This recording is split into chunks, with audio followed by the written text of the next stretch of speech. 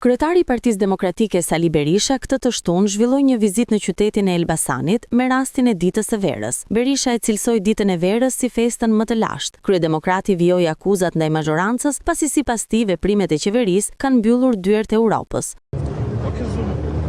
Qytetarëve, banorëve të Elbasanit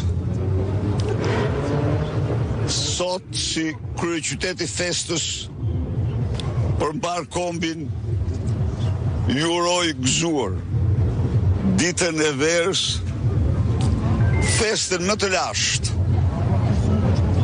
të jo vetëm shqiptarëve, që është e vërteta, por dhe të kombeve tjera, një ditë që ngjall shpresë, frymëzon ripërtritje, një ditë pra gëzimi. Dhe sot këtë festë shqiptarët e festojnë në të bindur se kur se festën tjetër të keqen ja lanë dimrit dhe rama me lubin të ardhme nuk kanë më. Kjo është dita e fundit e verës që ata i gjën me karrigët thyrë ashtu siç janë. Nuk e meritoj. Ndaj dhe leturojmë që ditën e ardhshme të verës qytetarët e Elbasanit dhe të mbarë Shqipërisë ta festojnë, siç ja u don zemra, ta festojnë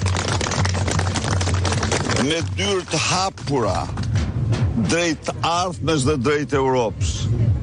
Është e trisht dhe dhimbshme se në 34 vite kjo është dita e parë e verës në të cilën dyert e Europës u mbyllën për shqiptarët për shkak të veprimeve të pa shembullta në historinë e këtij e vendeve që shkojnë drejt integrimit nga dyshja Rama-Balluku, Balluku-Rama. Ndaj dhe leturojmë dhe të punojmë fort që ditën tjetër të verës, dita tjetër e verës na gjej sa më afër ëndrrës tonë europiane. Berisha ishte i shoqëruar nga bashkëshortja e tij, deputet të qarkut dhe qytetarë të shumtë.